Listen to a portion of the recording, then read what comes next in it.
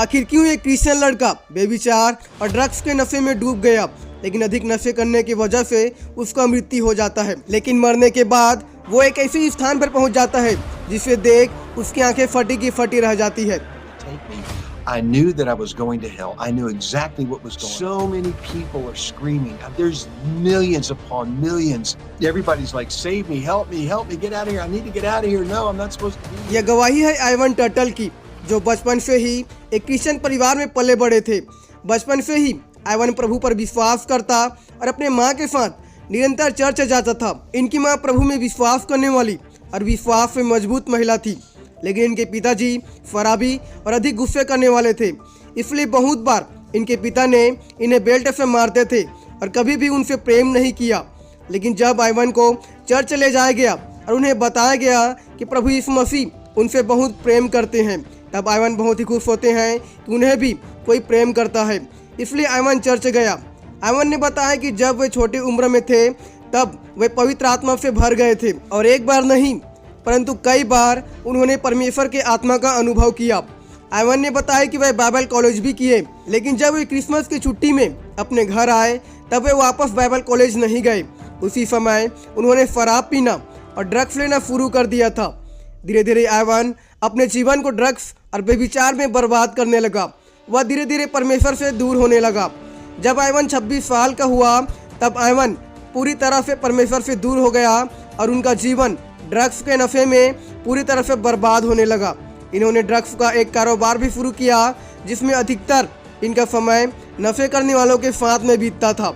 एक दिन जब आइवन नशे की हालत में एक क्लब में डांस कर रहे थे, अचानक ही उनके पैरों में बहुत ही तेज दर्द होने लगा। उन्हें लगा कि उनकी मांसपेशियों में ऐंठन हो रही है। इसलिए रात के 12 बजे आइवन उस क्लब से अपने घर चले जाते हैं, लेकिन घर में आने के बाद भी यह दर्द बहुत ही अधिक बढ़ गया था।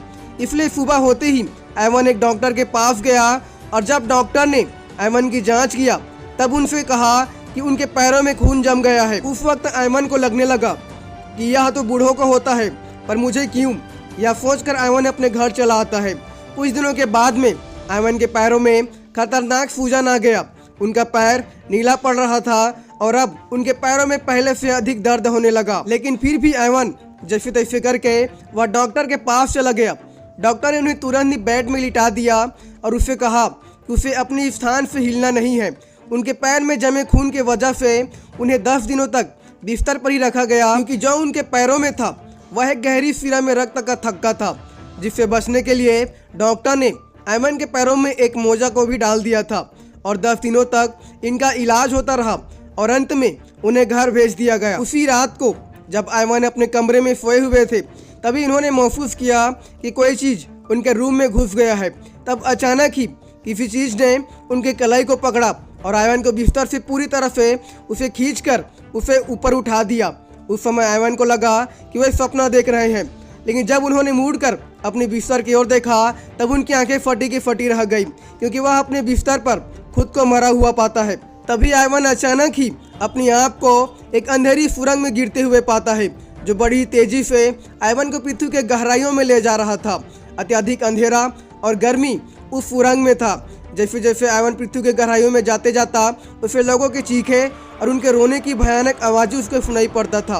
ये चीखें किसी एक या फिर 50 लोगों की नहीं थी, बल्कि करोड़ों लोगों की थी जो एक साथ चिल्ला रहे थे दर्द में। वह स्थान पूरी तरह से उनकी चीखों से भर गया था। लेकिन अब जो देखने वाला था उसे देख वह कांप गया, क्योंकि उस स्थान पर लोगों को बड़ी भयानक रूप से पीड़ा पहुंचाया जा रहा था। लोगों को बांधा गया था और कितने को लटकाया गया था। इतने भयानक तरीके से उनको पीड़ा दिया जा रहा था, जिसे देख आइवन डर से कांपने लगा। अरबों लोगों को उल्टा लटकाया गया था और उन्हें बहुत ही सारे पीड़ा देने वाली आत्माएं उन्हें पीड़ा पहुंचा रहे थे। लोग उस स्थान पर कभी भी बाहर नहीं निकल सकते थे।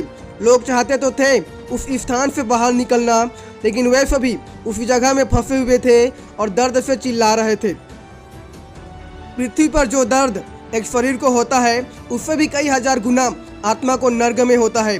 वहाँ पर पीड़ा पहुँचाने वाली आत्माएं अपने बड़े बड़े अनुकेले पंजे से उन लोगों को खरोचते थे और उन्हें नुकसान पहुँचाते थे।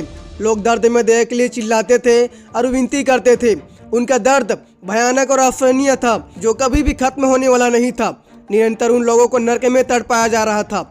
जब आयवन ने लोगों को देखा जो दर्द में पड़े हुए थे, तब उन्हें देखते ही उनका जीवन आयवन के सामने में एक स्क्रीन में उसे दिखाया जा रहा था और आयवन को मालूम होता है कि आखिर क्यों ये सारे लोग इस नर्क में तड़प रहे हैं। उस नर्क में दुष्ट आत्माएं लोगों की मजाक उड़ाते और उन्हें पीड़ा पहुंचाते थे।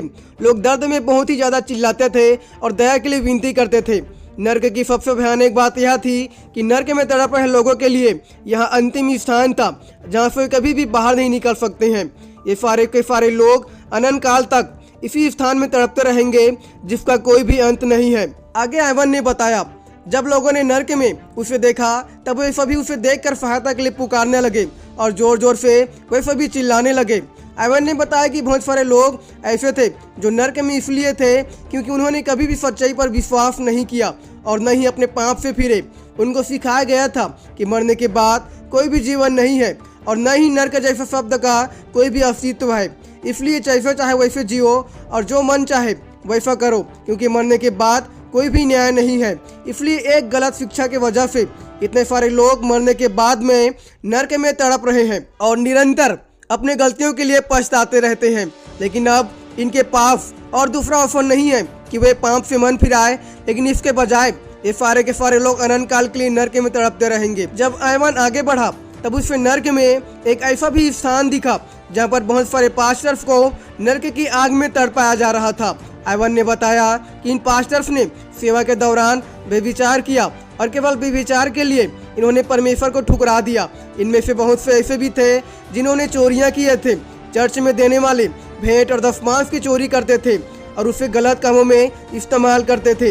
ये पास्टर्स लोगों से दान के नाम पर पैसा मांगते थे और लोगों को लूटते थे। इन पास्टर्स ने इतना गलतियां करने के बावजूद भी परमेश्वर से पश्चाताप नहीं किया, बल्कि निरंतर ऐसे ही पैसों के लालच में सेवा करते रहे और खुद को परमेश्वर से बढ़कर समझते थे। और जब इन सब का मृत्यु हुआ तब इन सब को नर्क लाया गया और अब इन सब को नर्क में तड़पाया जा रहा है। ये सभी निरंतर नर्क की आग में तड़पते रहते थे। इनके पास और कोई दूसरा ऑप्शन नहीं है पश्चाताप करके अपने पापों का क्षमा प्राप्त करने के लिए।